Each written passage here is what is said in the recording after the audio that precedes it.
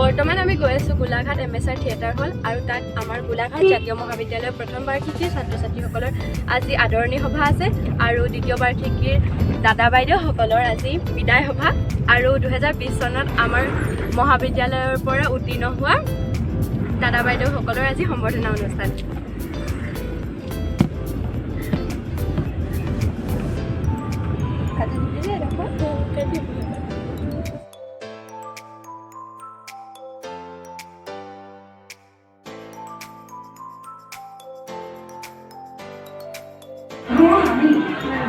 ভাল পাৰবি বেলেঞ্চ ঐ ডিনাৰ হৈ দিয়া লগত মোক বেক কেমেৰা চলাই মাৰি দিয়া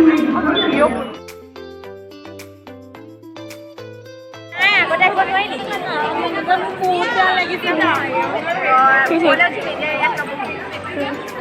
আধা নহ'লে কথা হয়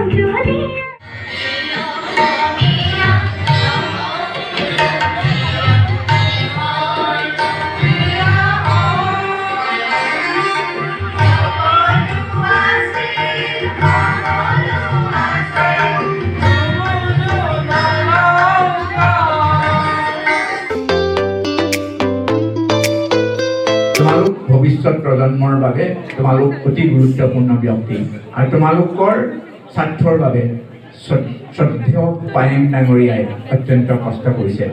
তেখেতক পদ্মশ্ৰী উপাধিৰেও বিভূষিত কৰিছে ভাৰত চৰকাৰে।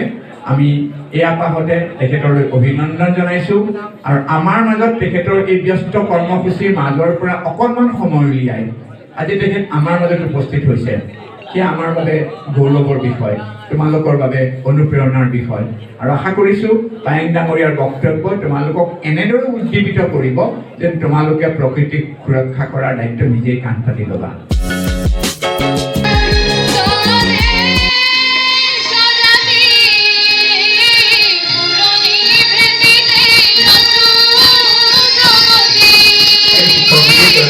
এগৰাকী শিক্ষকক আমি শ্ৰেষ্ঠ শিক্ষক হিচাপে আমাৰ মহাবিদ্যালয়ৰ কৰ্তৃপক্ষই নিৰ্বাচন কৰিছে আৰু তেওঁক এখনি ফুলাম গামোচা, এখনি মানপত্ৰ আৰু নগদ 5,000 টকাৰে পুৰস্কৃত কৰা হ'ব।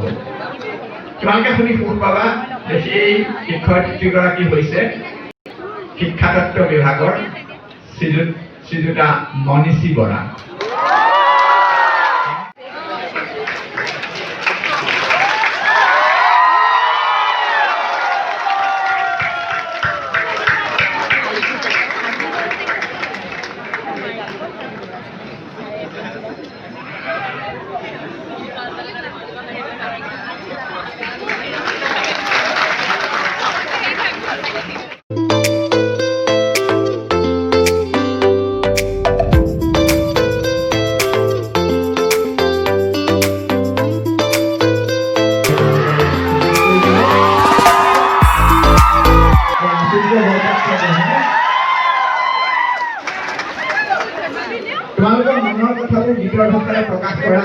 প্ৰাচুৰ্য আজি তোমালোকৰ মাজত আৰু আমি মহাবিদ্যালয়ৰ আশীৰ্বাদ সম্বৰ্ধনা জনাইছোঁ।